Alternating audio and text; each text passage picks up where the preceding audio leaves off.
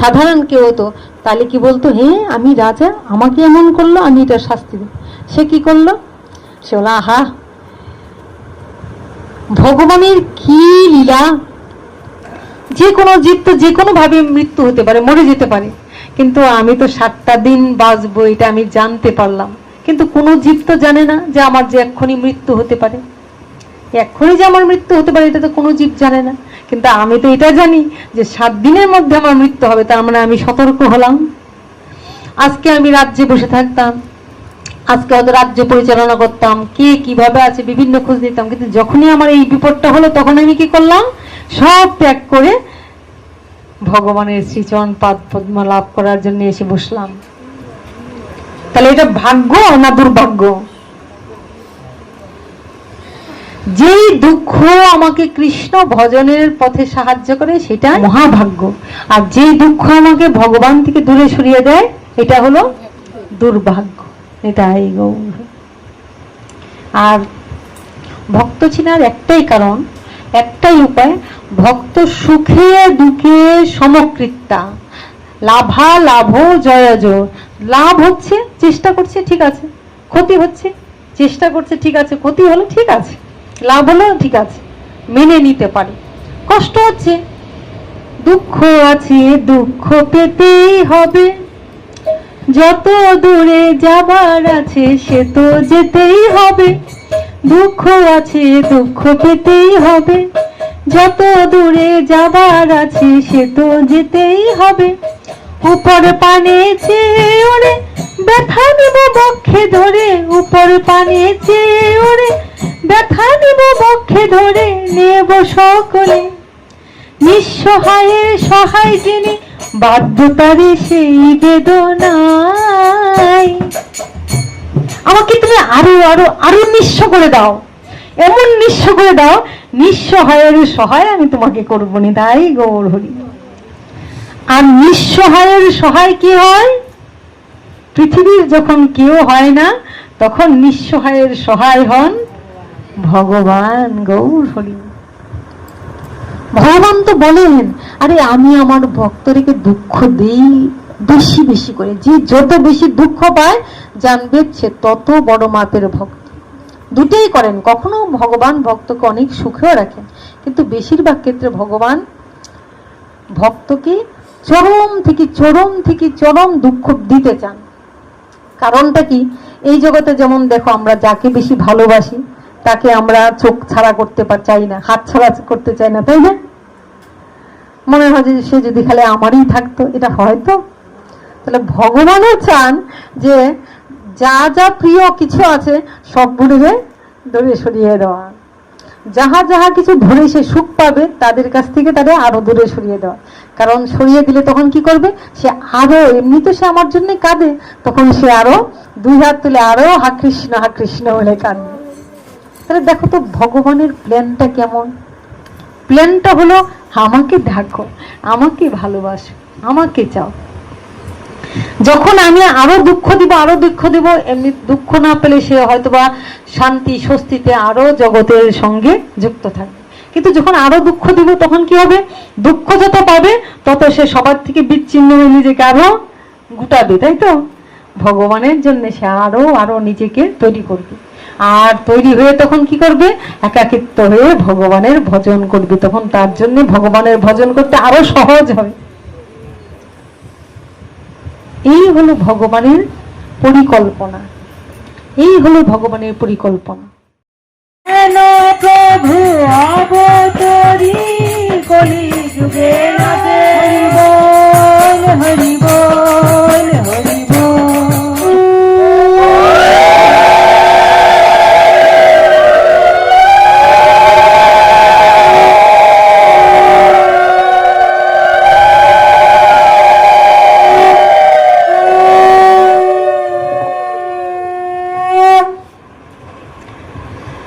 তারপর এই ভগবানকে নিবেদন করার সঙ্গে সঙ্গে সেটার মাহাত্ম্য,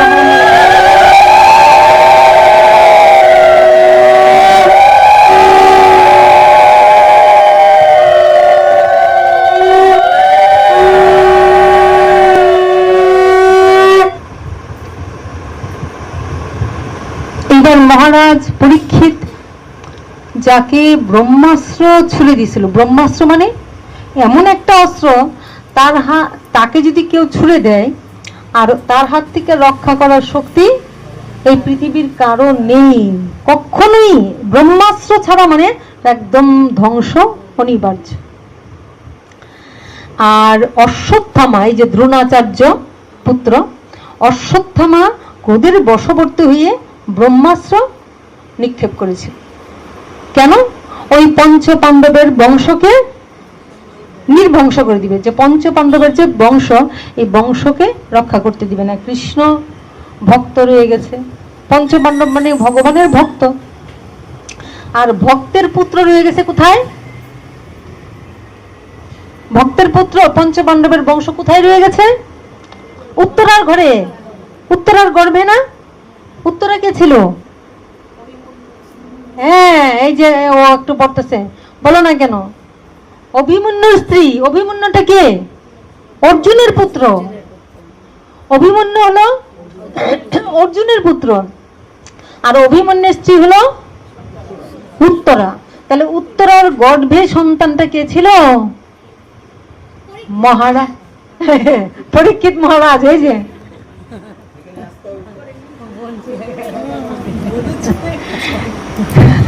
কারণ ও মাঝে মাঝে বলে, মা আমি হলাম সেই অভিমন্যু।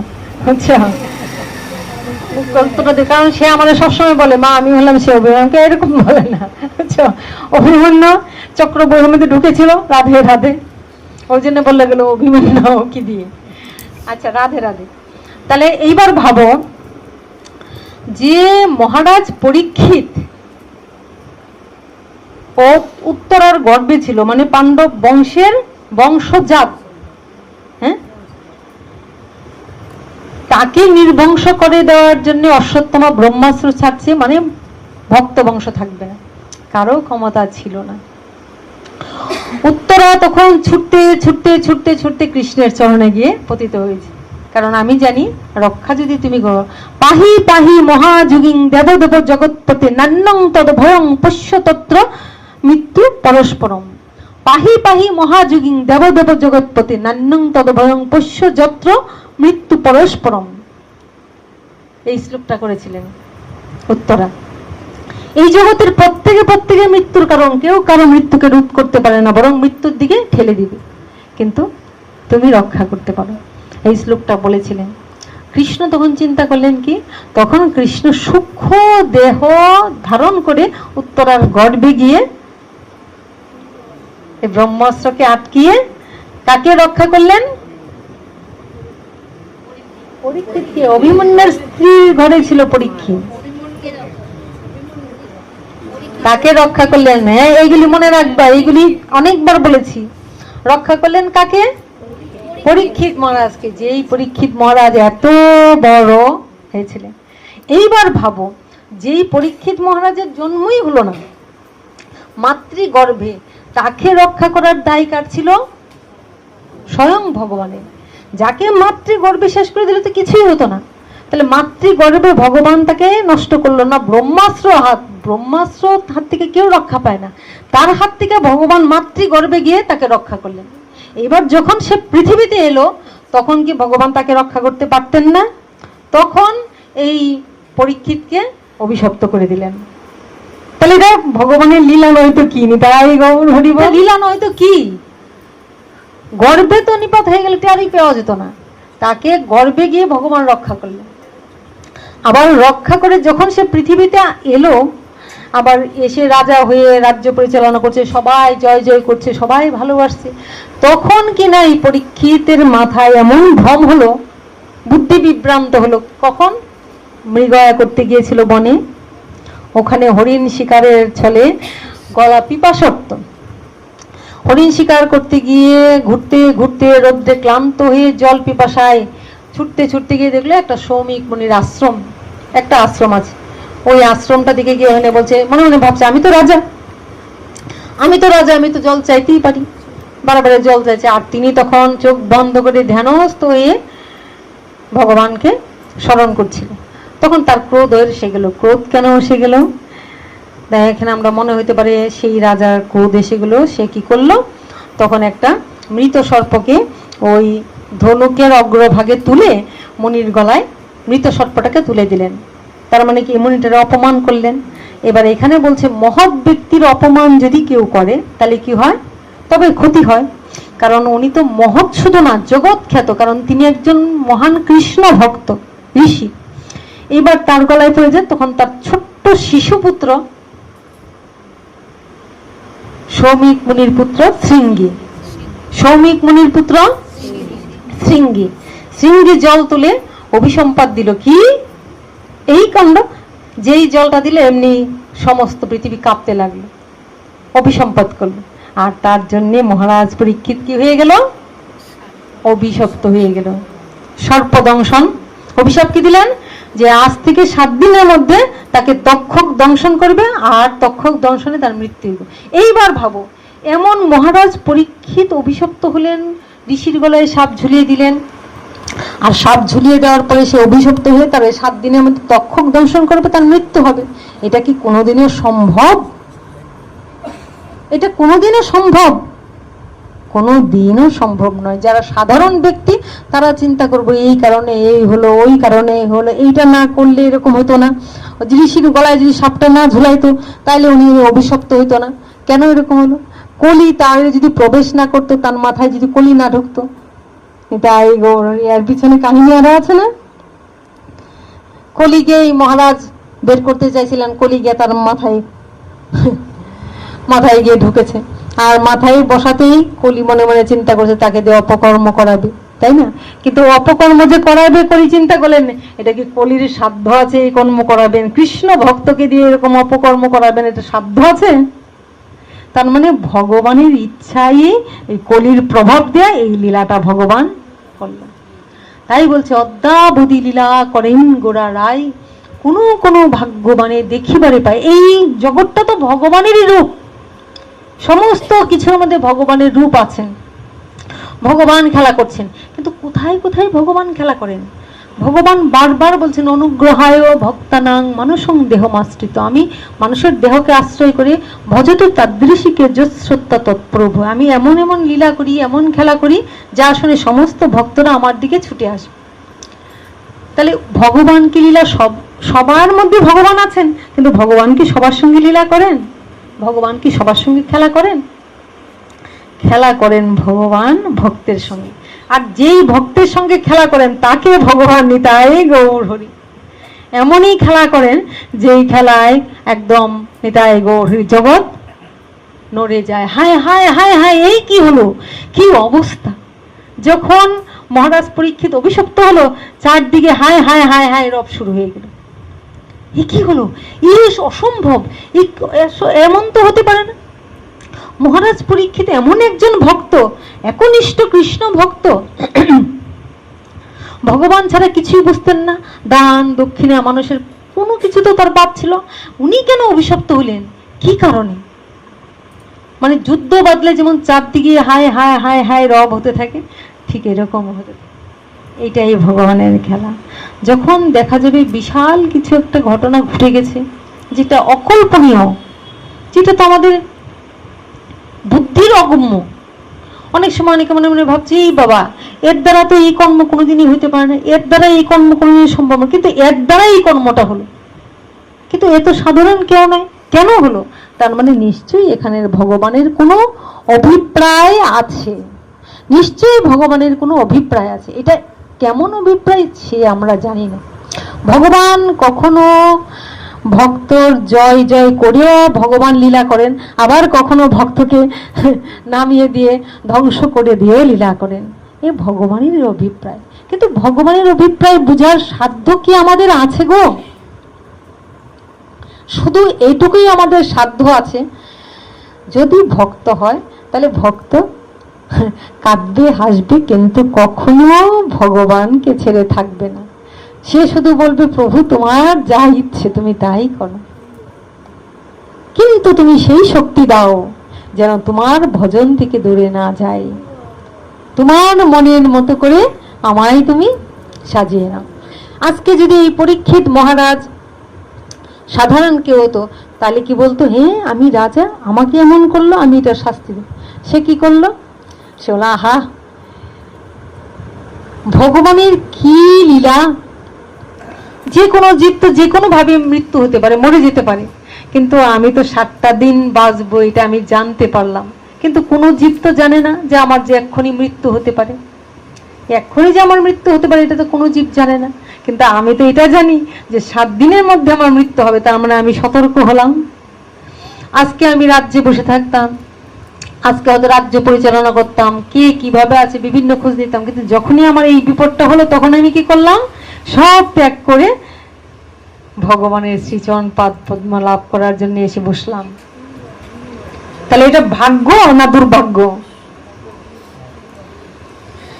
যেই দুঃখ আমাকে কৃষ্ণ ভজনের পথে সাহায্য করে সেটাই সুকৃতি, এটা মহাভাগ্য। আর যেই দুঃখ আমাকে ভগবান থেকে দূরে সরিয়ে দেয় এটা হলো দুর্ভাগ্য। এটাই গৌর। আর ভক্ত চিনার একটাই কারণ, একটাই উপায়, ভক্ত সুখে দুঃখে সমকৃত্যা, লাভা লাভ জয় জয়।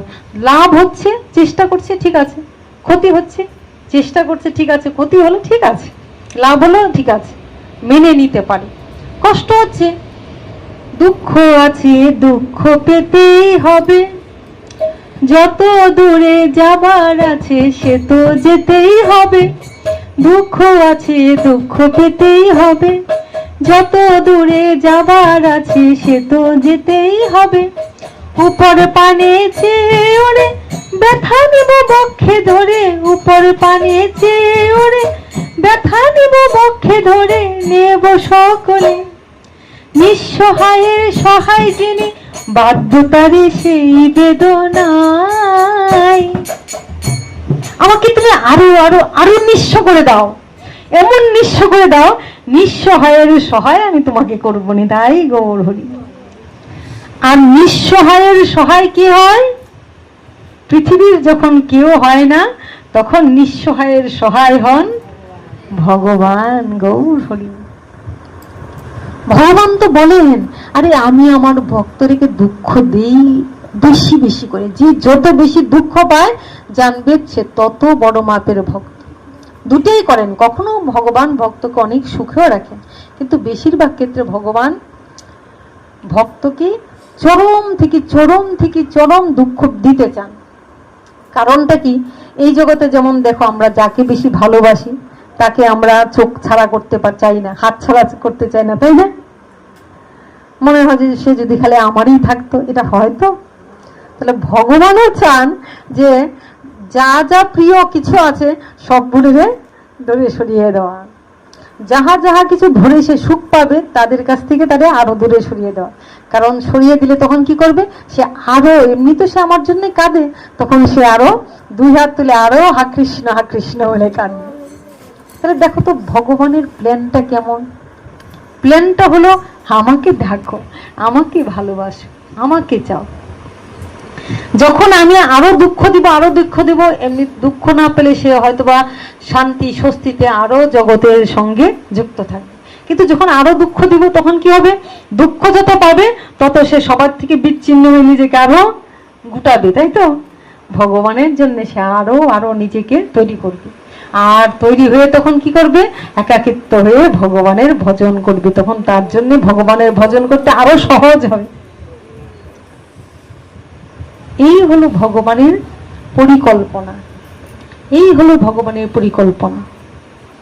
তাই কখনো কোথাও মন্দ দেখে আমরা যেন কখনোই ভাবি না। যেমন কোনো সময় আমার বাবা একটা বলে যে কখনো যদি কোনো ভক্তকে দেখি সত্যি সত্যি যে হয়তো এত সারা জীবন ভজন করছে, এটা আমরা শুনি, যে শেষ সময় দেখা যায় বিছানায় পড়ে তার শরীরে থোকলা থোকলা ঘা হয়ে গেছে, ঘার মধ্যে পোকা ধরে গেছে, এটা আমার বাবা খুব বলেন।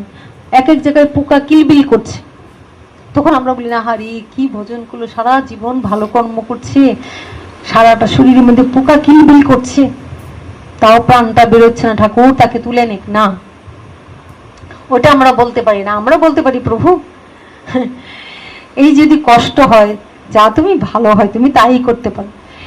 এমনও তো হয়, আমার বাবা বলে, দেখা এমনও তো হতে পারে সে তো দেহ ছেড়েই দিবে, এই দেহের তো কোনো মূল্য নেই, তার কাছে দেহের কোনো মূল্য নেই, তার কিন্তু অন্তরে ভজন চলছে, কৃষ্ণ ভজন চলছে, ভগবানের সঙ্গে তার যুক্ত হয়ে আছে।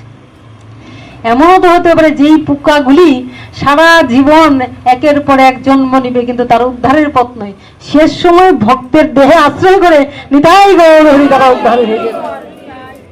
এমনও তো হতে পারে যে এই ভক্তের দেহকে আশ্রয় করলো, এই আশ্রয় করে এই যে পোকাগুলি তো তার দেহে আসতে পারতো না, সুস্থ থাকলে আসতে পারতো, কিন্তু ভক্তের দেহে ঘা উৎপন্ন করে এই পোকাগুলি তার দেহকে স্পর্শ করলো। শাস্ত্রে বলছে না, সাধুর দর্শনে যায় মনের ময়লা, স্পর্শনে হয় প্রেম তরঙ্গ। এই তার স্পর্শনটি আমরা এমন শুনেছি না, ভূত পিশাচ অনেক সময় দেখা যায় একদম সাধু স্নান করে উঠছে, তার কাপড়ের জলের ছিটা পড়ে তার আত্মা, প্রেতাত্মা উদ্ধার হয়ে গেছে, এমন করেছি না?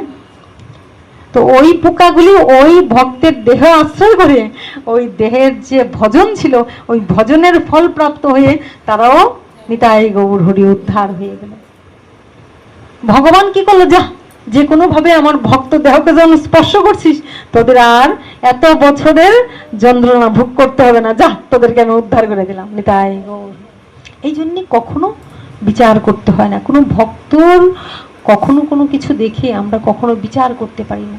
কে জানে কে কত বড় মাপের ভক্ত, সবসময় জানে। অনেক সময় আমরা মনে করছি যে কেউ হয়তো চোখ বন্ধ করে নাম করছে, কেউ হয়তো 1 লক্ষ নাম করছে, এও আমরা জানি না যে কেউ হয়তো আমরা দেখতে পাচ্ছি না সে ভক্ত 1 লক্ষ নাম করছে, সারাক্ষণ ঘন্টা বাজাচ্ছে, সারাক্ষণ আরতি করছে, সারাক্ষণ ভগবানের মন্দিরে ঘরেই বসে আছে।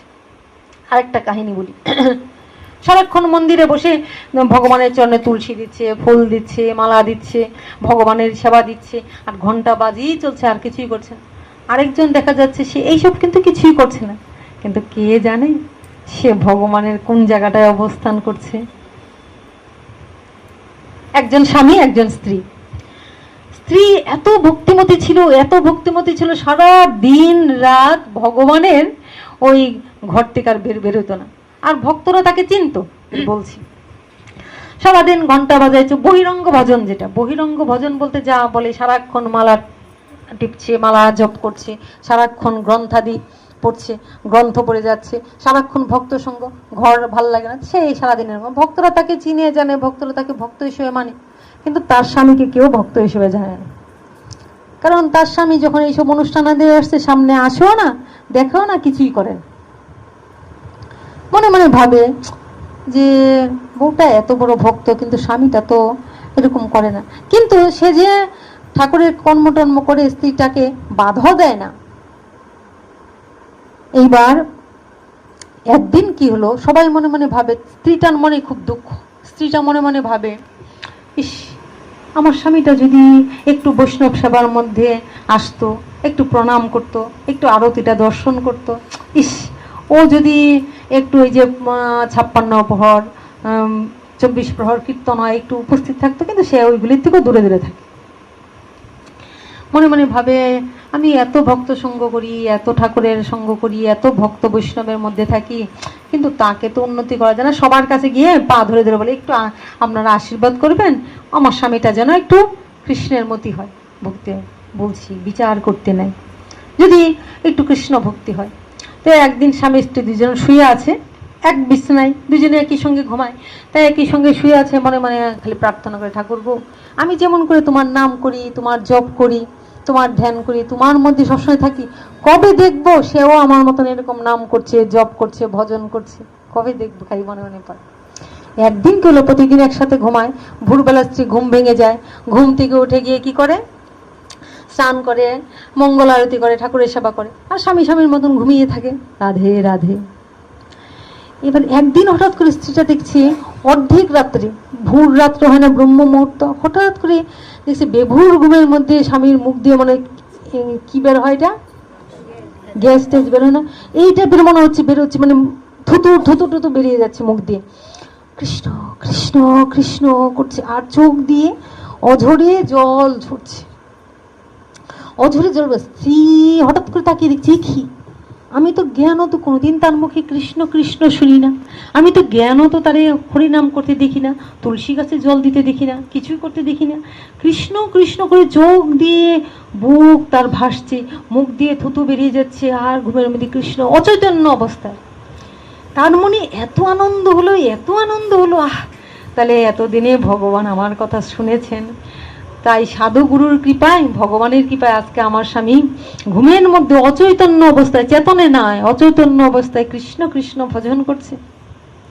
ওই দিন কি করলো স্ত্রী, অন্যান্য দিন যেমন পূজা করে ভগবান, এই দিন কি করলো, সমস্ত পাড়ার লোক ডেকে, মানে কাউকে বাকি রাখে নাই, সারা পাড়ার লোক ডেকে এত বিশাল আয়োজন করেছে। সবার কাছে বলছে, জানো আজ না আমার মনের মধ্যে খুব আনন্দ, যে কোনো দিন ভগবানের নাম করে না, ভগবানের সেবা করে না, আজ আমি শুনতে পারলাম সে বেভুর ঘুমের মধ্যে, সে নিজে জানেও না, বউটা কিন্তু তাকে জাগায়ও না, জাগিয়ে বলছে আমি কি করেছি, আমি শুনে আনন্দ হয়েছে, ভগবান কৃপা করেছে, তাই আরো আরো সাধুকে ডেকে এনে তাদেরকে সেবা দিচ্ছি। একটা কেউ যেন পাড়ার বাদ না পড়ে, বাচ্চা থেকে ধরে সবাইকে নিয়ে এসে ওই সেবা দিচ্ছি। তবে সে কোনোদিন উগ্র স্বভাবও করে নাই, কোনোদিন খারাপ আচরণ করে নাই কারোর সঙ্গে না। যাই হোক, এবার সেবা দিচ্ছি। এইবার স্বামীটা আস্তে আস্তে জিজ্ঞাসা করছে, হ্যাঁ গো তুমি তো ভগবানের সেবা পূজা করো, ঠিক আছে, সাধু ভক্তকে নিয়ে চলো, তো আমি তো কোনোদিন তোমার কোনো কাজে বাধা দিই না, আজ তুমি এত বিশাল হঠাৎ করে আমাকে বলো না, আজকে তো কোনো তিথি না, কোনো নক্ষত্র, কোনো অনুষ্ঠান না, কোনো জন্মাষ্টমী নয়, দ্বাদশী তিথি নয়, আজকে তো ভগবানের কোনো পর্ব দিবস নয়, আজকে হঠাৎ করে তুমি এত লোক ডেকেছো আর এত বিশাল আয়োজন, খাওয়া দাওয়ার ঘটনাটা কি, কি ঘটনা বলো তো? তখন স্ত্রীটা বলছে, আজকের মতন আনন্দ আমার আর নেই গো, আজকে আমি যে আনন্দ পেয়েছি। বলছে, কি আনন্দ পেয়েছো বলো তো? বলে, না আমি সবাইকে বলেছি, সবাইকে বলে আমার, বলে সবাইকে বলেছো, আর আমি তোমার স্বামী, আমাকে তুমি বলো না এই ঘটনাটা? বলবো বলবো। বলে, না না তুমি আগে আমাকে বলো কি ঘটনা। পরে স্ত্রীটা বললো, জানো সাধুগুরুর কৃপায় আজকে তুমি গভীর রাত্রে হা কৃষ্ণ বলি এমন কাঁদছো, তুমি কিন্তু বেভুর ঘুম, তোমার আমি ধরে দেখলাম তোমার চেতন নেই, এই অপচেতন অবস্থায় তুমি নাম করছো, আর চোখ দিয়ে এমন জল ঝরছে, আমি অবাক হয়ে গেলাম। যেই বলল, স্বামীটা বলল, হায় হায় এটা কি করলে তুমি, এটা তুমি কি করলে? আর বলে, হে প্রভু, যাকে আমি গোপনে এমন করে লুকিয়ে রেখেছি, কাউকে জানতে দেই নাই যে আমি ভক্ত কিনে, ও যেন পৃথিবীর কেউ না জানে, যাকে আমি এমনি ভাবে লুকিয়ে রাখি, কোনো দিন যেন আমার চেতন অবস্থায় কৃষ্ণ নাম মুখ দিয়ে না বেরিয়ে যায়, এমন ভাবে সন্তর্পণে লুকিয়ে রেখেছি, আজ এ কি হলো? আজ প্রভু তুমি আমাকে নিয়ে যাও, আমি ভক্ত হিসেবে জগতে খ্যাতি প্রচার চাই না, প্রতিষ্ঠা চাই না, আজ যখন জেনে ফেলেছে তাহলে আমাকে নিয়ে সবাই ভক্ত হিসেবে নাচানাচি করবে, আনন্দ করবে, আমার তো ভজন আর হবে না, তাই আজ তুমি আমাকে নিয়ে নাও বললো, আর সঙ্গে সঙ্গে দেহ ছেড়ে দিল। তাহলে এমনও লোক হয়, তাই বোঝা কিন্তু কঠিন। তাই আমার বাবা বলে, সাধু সাবধান, পাপীর পাপ তত বড় পাপ নয়, পুণ্যের অহংকার যত বড় পাপ। কারো কারো স্ত্রী এমন হয় না, মনে হয় না যে কত আসি, কত ভজন করছি, কত কৃষ্ণ ভজন, একদিন ও তো বসে একটু হরি কথা শ্রবণ করতে পারে, কত সুন্দর পাঠ হয়, কীর্তন হয়, ও একটু সময় দিতে পারে, কিন্তু না, এমন ভক্ত আছে যে কিনা কৃষ্ণ কথা বললেই তার চোখ ছল ছল হয়ে যায়, এমন ভাবে কাঁদছে। সেই দিন স্ত্রী বুঝতে পারলো, হায় হায়, আমি তো ভক্ত হিসেবে খ্যাতি প্রচার প্রসার সব হলো, আমাকে ভক্ত হিসেবে ভক্তরা খুব ভালোবাসে, কিন্তু আমি তো জানতাম না সে এমন ভাবে ভজন করে। অর্থাৎ দেখো, অনেক সময় আমরা অনেক দামি জিনিস লুকিয়ে রাখি না, হ্যাঁ, মানুষের চোখের সামনে আসতে দেই। যেমন দেখবা, যেই মেয়েটা গোপনে ভালোবাসে, কার সাথে প্রেম করছে, কতদিন প্রেম করছে কেউ জানে, এটাই এমন ভজনও হয়, এমন ভজনও হয়। কিন্তু আমরা কি করি, ভক্ত হলে ভক্ত হিসেবে প্রচার বা ভক্ত হিসেবে আমাকে ডাকো, এও কিন্তু অন্তরে ভালো, এটা আমি ধনী, আমি সুন্দরী, আমি রূপবতী, আমি জ্ঞানী, আমি বিদ্যানী, এর থেকে একজন ভক্ত হিসেবে উপাধি দেওয়া ভালো। কিন্তু যে হয়তোবা দেখো কিছুই করলো না, কিন্তু কত বড় মাপের ভক্ত, নিজের ঘরের স্ত্রী পর্যন্ত জানতেই পারলো না সে কত বড় মাপের ভক্ত, তাই না? তাই কখনো কাউকে মারা পড়ছে না বা তিলক পড়ছে না বা সে কিভাবে চলছে ভাবা যায় না। কার সঙ্গে যে ভগবানের সম্বন্ধ কেমন এটা ভগবান ছাড়া কেউ জানে না। তাই ভক্ত অনেক কঠিন গো। আমরা মালা তিলক পরে ভগবানের নাম গুণগান করে ভক্ত হতে চেষ্টা করি, এই পথ ধরে সুন্দর হওয়ার চেষ্টা করি, কিন্তু কেউ কেউ কি এমন আছে না, হয়তো মালাও পড়ে না, তিলকও করে না, ভগবানের পূজায় কোনো মঠ মন্দিরে কোথাও যায় না, সময় সুযোগও নেই, কিন্তু ভিতর থেকে এত সুন্দর করে সেজে আছে, এত পবিত্র, এত সুন্দর, এত বড় ভক্ত, একটু কৃষ্ণ কথা বলেই ধর ধর করে চোখ দিয়ে জল চলে আসে। আর সে টিকলো না, সে চলে গেল। তো আমার বাবা বলেছিলেন যে দেখো, যার জন্য কাউকে কখনো বিচার করা যায় না। কৃষ্ণ ভক্ত বিরল, কৃষ্ণ ভক্ত দুর্লভ। জয়রাজ। যাক, এখানে হরি কথা আজকে বিশ্রাম দিব। ভালো লাগলো না? এমন একটা কাহিনী, এমন একটা ঘটনা, হ্যাঁ, মানুষের জীবনে এমন ঘটনাও ঘটে, এমন ভাবেও মানুষ হরি ভজন করতে পারে। দুই ভাবেই হয়, কিন্তু কার ভজন কিভাবে কি হয় এটা আমরা জানি না। তবে যেভাবেই হোক, যেন তেন প্রকারেণ কৃষ্ণে মনো নিবেশ, যে কোনোভাবে ভগবানের সঙ্গে একটু যুক্ত টাচে থাকতে পারলেই হলো। আর যে ভগবানের ভজনও করছে, আবার নিতাই গৌর হরি, যে এইদিকেও ভজন করছে আবার ওইদিকেও ভজন করছে, বহিরঙ্গ ভজনও তার আছে, অন্তরঙ্গ ভজন তার তো কথাই নাই। নিতাই গৌর।